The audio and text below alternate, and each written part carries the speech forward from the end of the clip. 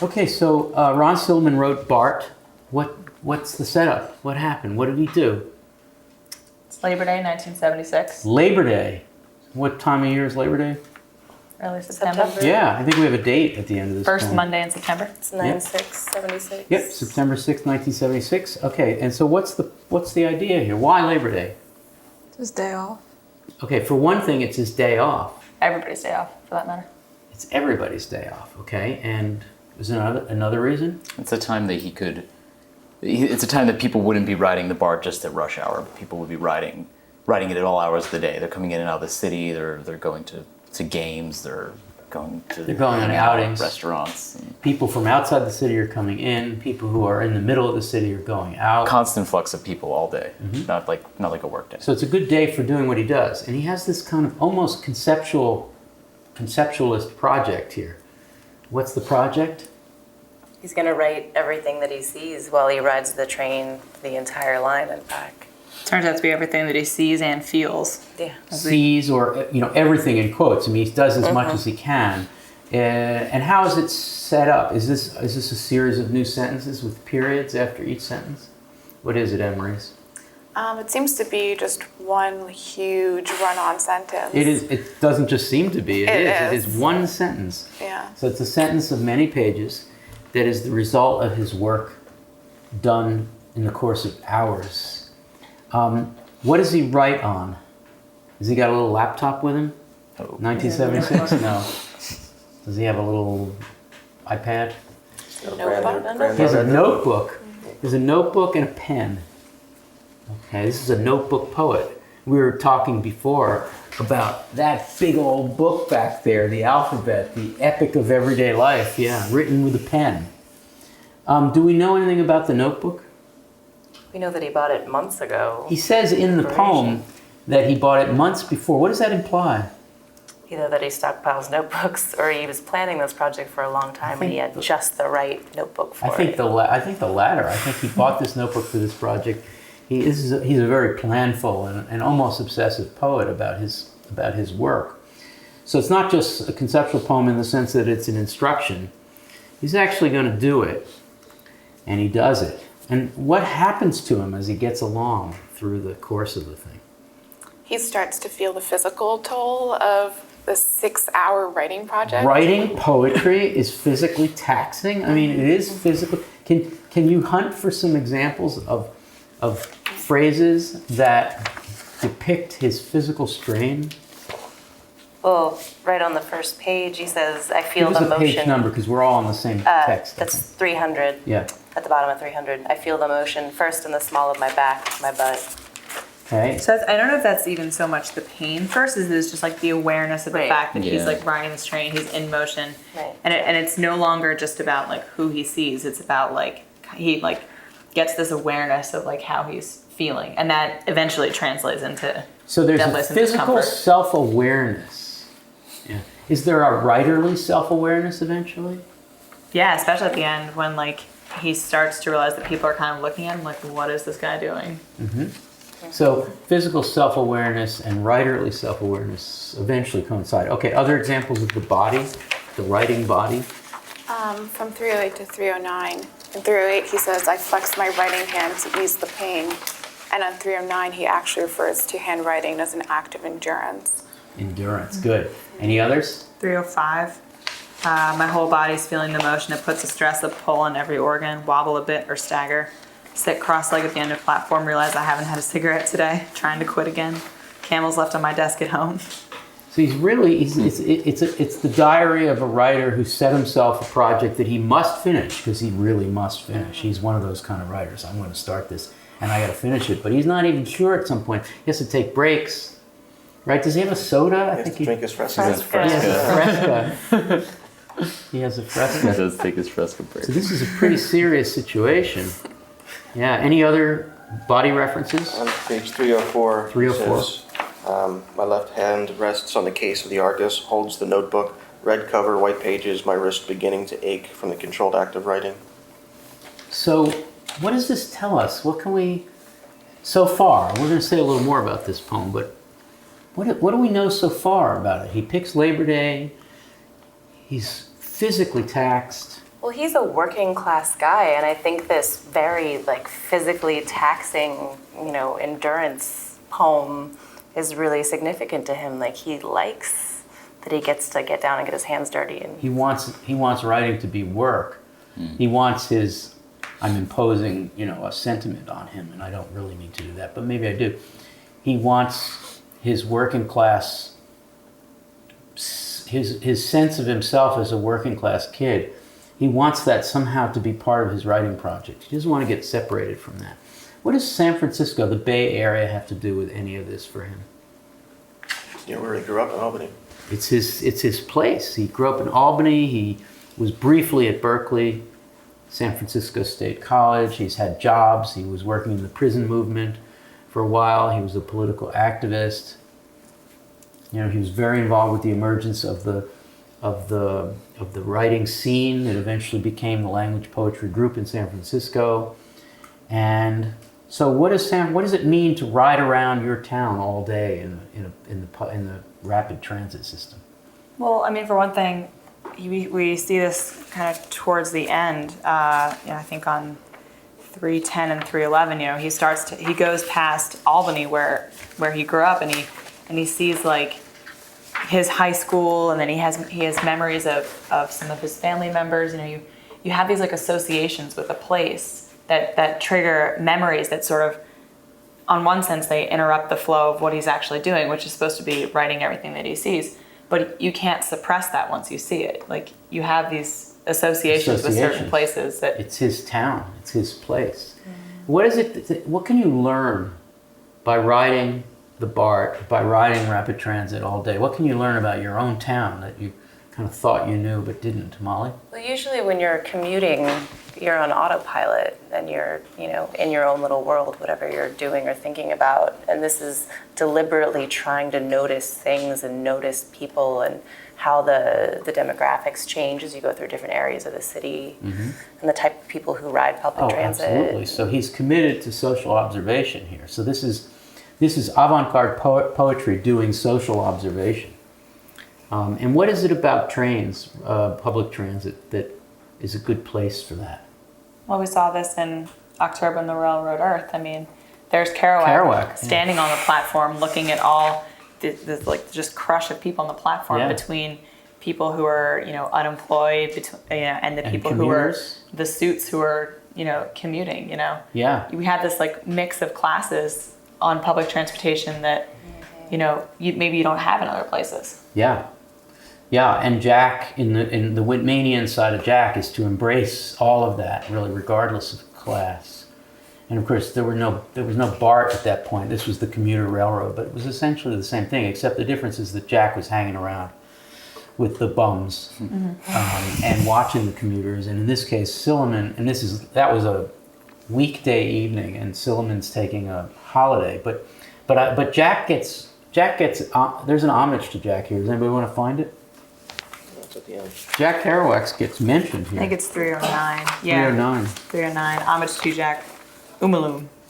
So, yeah, right. An act. Homage to you, Jack. Umaloom. One word after another. I mean, he's acknowledging the way in which this project looks a little bit at, because of its San Francisco origins in particular, a little bit about October in the Railroad Earth and the Kerouacian just write it. It also looks a little bit forward to the conceptualist movement. So you get someone like Kenneth Goldsmith, whose soliloquy we're going to look at next, in the final week of the course, chapter 9, week 10. But there's another piece by Kenneth Goldsmith that this reminds us of. Which one would that be? Fidget. Fidget, which He transcribes every motion of his body. For a period of hours on Bloomsday. So, it's a perfect day for that in honor of James Joyce. This is a literary one. That's more literary than this, but this is kind of got the symbolism of Labor Day, which we'll talk about again in a second. But so it looks back to Jack, but it looks forward to Kenny in the sense of it is kind of a conceptualist project trying to write everything. Neither of them succeeds because it's kind of impossible for Kenny Goldsmith to write the movement of everybody because it rapidly becomes recursive. my hand is writing. I'm writing this thing now. I'm still writing. You just can't stop describing what you're doing, so it becomes completely impossible. So, what about the train and classes, social classes? I don't think we talked about that. Well, we did a little bit. Yeah. but- So, what is it about? Why? What does he see? I mean, there are the touristy types who are Mm-hmm. going out of town on maybe a fancier And all the short children holiday. are wearing matching maroon turtlenecks. chartreuse turtlenecks Chartreuse. with their names on Did them. I say maroon? Yeah. What year was this? 1976, Yeah. of course. Chartreuse, big colors. Yeah. But you have workers, you have a lot of different ethnic varieties. I'm sorry. And it also changes. There's one point where it says, "I'm the only white left on this Yeah. car." Tourism is different to different peoples. Right. It's on He 307. understands that as you move through parts of San Francisco, you move through classes. Right. I mean, I think one of the kind of unsaid phrases that's crucial in this book, in this piece, is social mobility. Social mobility, class mobility. I think that's an important concept for Ron Silliman. And I think that the mobility, it becomes a pun, kind of an operational, aesthetic pun, class mobility. Because the train, that and the baseball stadium, even though there's a baseball game referred to here, a game at Candlestick Park, it's another place where at least once upon a time, before the tickets became really expensive, the classes don't mix in America that many places, but the rapid transit, the public transportation is one of those places, yeah. So can you give me some instances of social observation of classes and maybe even class mobility? Well, we were just talking about the turtlenecks. That's on 310. A couple in front of me is just starting their trip. They decide to go to Concord. She takes a Dramamine, and a family gets on. All the kids have chartreuse turtlenecks with their names on them. We go by an old trailer park, another lumber yard, new condos on the west slope of Albany Hill. On There's a lot of that. on 304, it says 4 state college type jocks sit down on a nearby bench. Woman walks by with 3 children, one in her arms, says of the car she passes, "It looks pretty full." And then so often I've noticed that people who grew up in the country work in the suburbs service the people who work each day in the city. Yeah. So people are coming from the country to work in the suburbs to work for the people who are coming into the city. And Labor Day changes that, Right. yeah. Because people go out to the country to Right, vacation. they kind of reverse it a little bit Yeah. on Labor Day. Labor Day is kind of an important day, even though it's got its labor symbolism. It really doesn't have anything to do with that, alas. Other social observations? The middle of 303, there's this great critique of social mobility and physical mobility, or social mobility being physical mobility in some ways. More parking lots, more condos. Why didn't someone just shoot old Henry Ford? Is housing contingent on transportation or vice versa? Only in our time have people begun to live away from their work, and that says a lot about this post-war modernity of people leaving the city, and then there's the necessity for things like freeways and Bart, and once people have left the city and they have their cars, and now they have their detached homes and everything, their condos. What it does to the psyche, how large is your turf? That's a great one Yeah. too. That's Power great. mower for every home, tan fat men in shorts. A power mower for every home.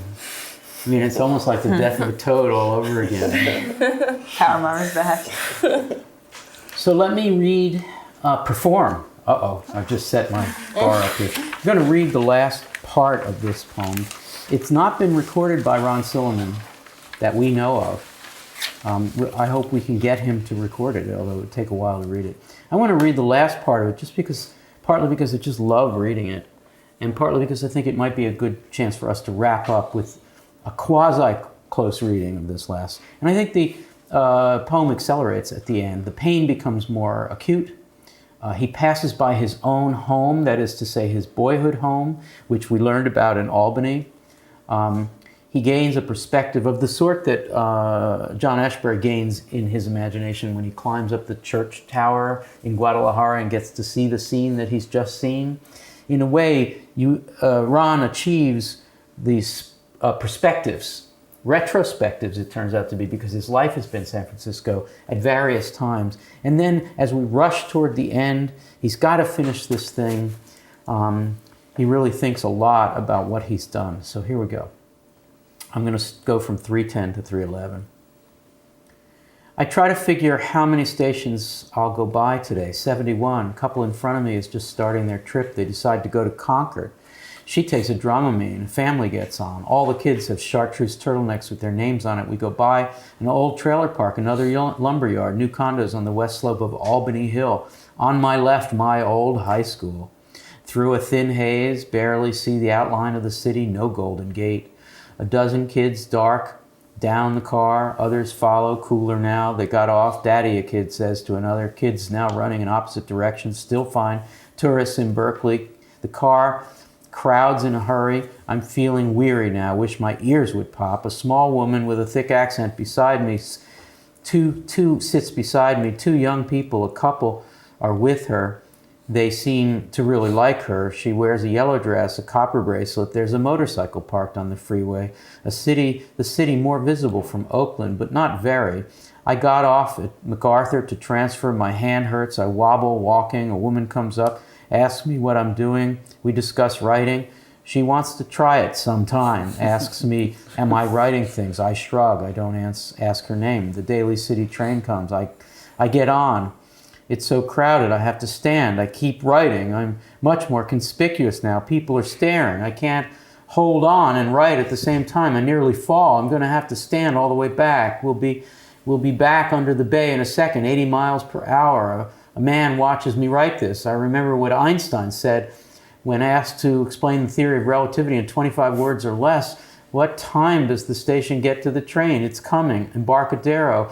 My writing is a scrawl, an act of description. I'm describing these people who watch me. Madras shirt, curly gray hair. Here's the station. I get out, sit down. I can still feel the pulling forces. I'm about to board the slow upward path of the escalators through the ticket gate with the wrong ticket, then back up to the street level, Earth's surface, then home, 451, 9676.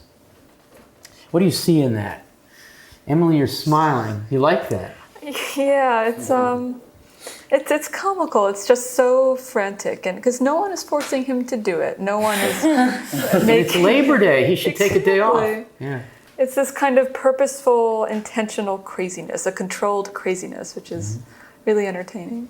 It's also great because the whole time he's been trying to take everything in, and now he gets to the end where not only has this been physically taxing, but it's also alienated him completely from the people he's tried to observe. The people are starting to look at him. They're wondering what he's doing, why he's still writing frantically, why he won't tell them what he's doing, he won't speak to them, and he just seems like this crazed man on the bar. It's an ethnographic encounter. I mean, for a while he was passing as a San Francisco guy, working class guy on his day off, and now he seems to be the ethnographer trying to understand them, and there's this kind of nervousness that his writerly self might separate him from them. Or he starts to seem like the poet, you know? Especially as he's passing by his old high school, the origins of his working class identity, and all his anxieties about his social place. And here he is seemingly different, right at the site where he passes his old place. So there's a lot of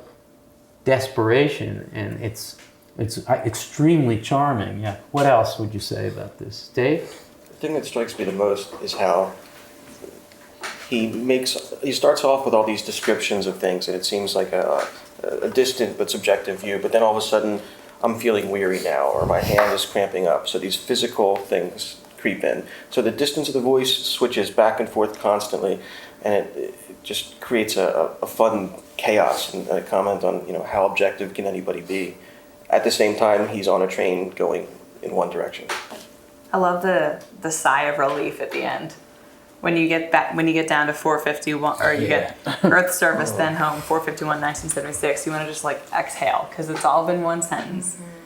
There's so much going on, like Dave was just saying. There's all these kind of competing voices and observations, and physical and kind of emotional and memory and social. All this stuff is in his head and now needs to be written down. I'm sure his hand is claw at this point. There's something very intentional about exposing his body to the pain, to the labor of writing on Labor Day. Molly? going off what Anna said, I think that's why it works so well to have this all in one sentence, because the motion of the train and that sort of incessant on and off, and fresh people coming on and giving him fresh things to write about, but it never really stops. This whole project. Amaris? And it seems paradoxical, like Max was saying, the writing itself creates the conditions for this attentiveness, but he's so distant from everything that he's describing that he even starts questioning the success possible there. He says, how can you describe people when you can only see surface features? And we've seen in his description he's entered memory and all these other associations. I like that part of it. When we talked about the Dickinson poem in the House of Possibility, it ended with the word occupation. Near the end was the word occupation, which we've talked about a lot. Actually, in this course, we've talked about the word this, for occupation, this. When we talk about occupation, we had several connotations that we spun off. One was the idea of residing, of residence. Another was the job. And the third was obsessiveness, dwelling, occupation. And I think that the second and third are the key connotations here. First of all, his occupation is this hand painfully recording the act of description. I'm describing these people watch me, who watch me. I'm describing my people. I'm describing San Franciscans. I'm describing Oaklandians, or whatever they're called, Albanians, and Albanians, or whatever. This is my occupation. My occupation is to say who I am by describing the people that are in my polis. But occupation is also obsession. This is obsessive. On Labor Day, his job is to be obsessive. His occupation is occupation on Labor Day. This is the job of a working class kid who decides to embrace an alternative, radical way of representing life as it's being lived. I almost want to say as it's really being lived. The obsession is get it right, get it down, gotta do it, gotta describe, must do. It's bearing witness.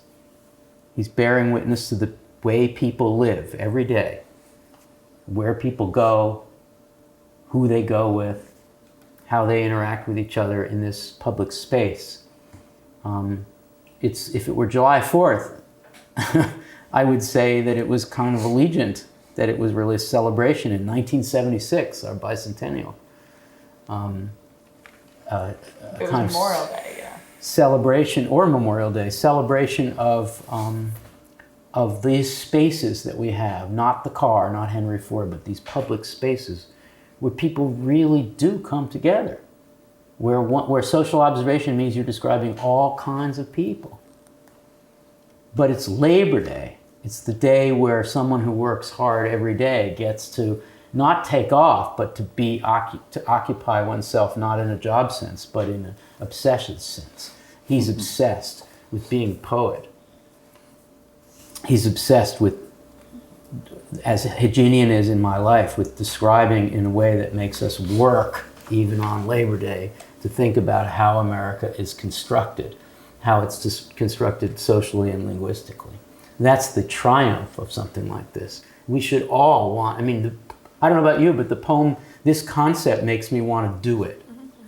Isn't that right? It makes you want to do it. It makes you want to be a writer who records in the right way and who was just going to keep working at it, even if it's painful.